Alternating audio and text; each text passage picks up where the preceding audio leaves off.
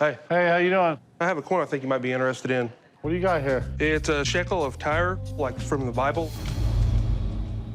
Yeah, we only buy American coins, man, so you'll have to take it somewhere else. Hold on. Since when did we only start buying American coins? I thought that was our rule. No. Whatever. I found the coin in an auction lot, and I thought it was really neat and may have a lot of significant historical value to it, especially for it to be 2,000 years old from biblical times. And I think they could give me a lot of cash for it.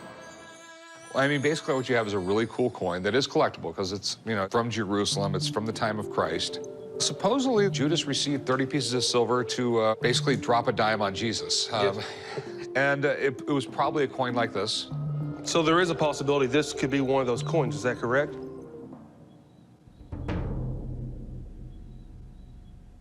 No. The odds are highly against it. They made millions of them. Sure, Okay? But there's still a possibility. It's however minute, okay? The shekel of Tyre was a really common coin a couple thousand years ago in the Middle East, but there aren't many left. And even though we can't prove that this is one of the infamous 30 pieces of silver from the Bible, it is still valuable due to its rarity. It's really neat how they made coins back then. They struck these with a hammer that was 4 feet long, and the hammer had the face on it. And they literally stood 4 feet back and struck it. Even the most skilled guy with that hammer was never going to get a perfect strike every time. That's why you'll see like this edge is off center. They're all off center a little bit. No two are identical. Everything about this is right. It's perfect. The problem is someone cleaned it. Any coin collector considers a cleaned coin a damaged coin. If this wasn't cleaned, I'd offer you $5,000 for it. Wow. Now the big question is how much do you want for it? $2,000. What do you think, chum? It's old. Will you take 14? I can't do 1,400. I just can't really. I mean, it's got the historical value. It's also been cleaned. How about 1,750? 1,500?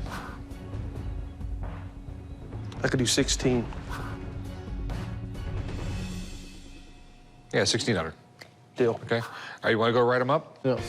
$1,600 should help out a lot. We've got a lot of new expenses with an extra kid, and hopefully that'll at least get us some diapers bought for a few months. So your dad thinks he just bought the coin that Judas was paid to betray Jesus with? No. How are you ever gonna prove that? No. You ain't not gonna improve it. What are you gonna do, test it for Jesus' DNA? I make a good buy on an ancient coin, and around here, for some reason, I have to defend myself. Second-guessing all my decisions has become like a hobby for these guys. What did you buy, Rick? It wasn't the coin that Judas was paid. It's the same type of coin from the same time period. It's not the coin, chum. I got a good deal on it. I paid 1,600 bucks for it. And as soon as I can get it authenticated, hopefully get 2,500, 3 grand, somewhere around there, I'm willing to bet I'm gonna make a pretty decent profit on this. Hopefully that will shut them up. Well, the price don't sound bad, Rick. Do you do anything around here anymore besides complain? Well, that's part of my job. What's up, Andy? Hey, guys, I got some potentially bad news. Andy's our head of security, so when he says he has bad news, it can be really bad. What's up? An out-of-town detective has called Las Vegas police.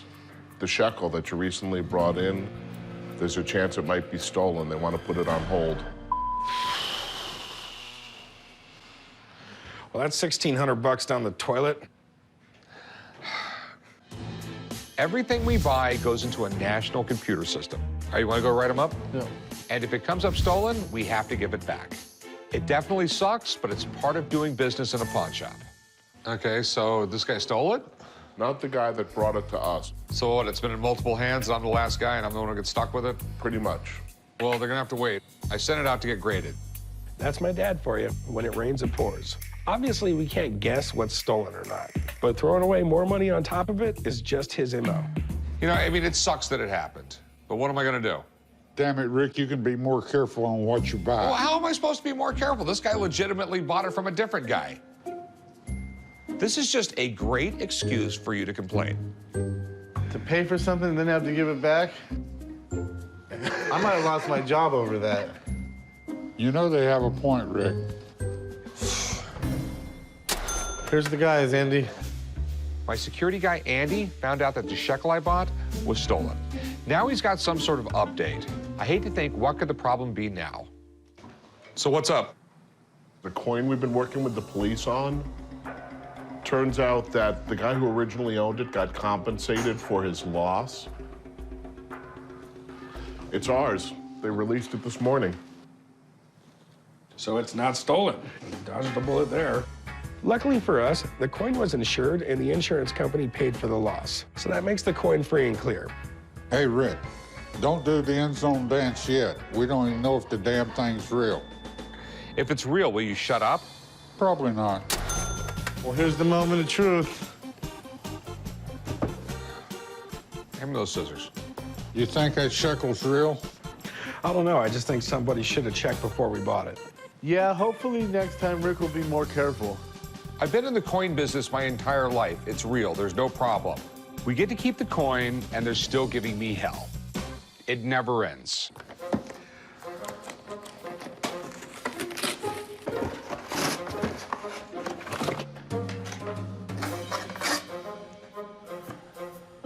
Is it real?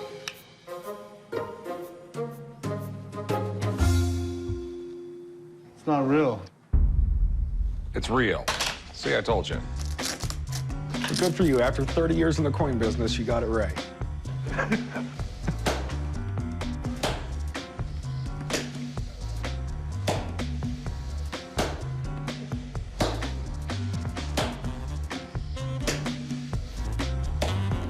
I hate my family.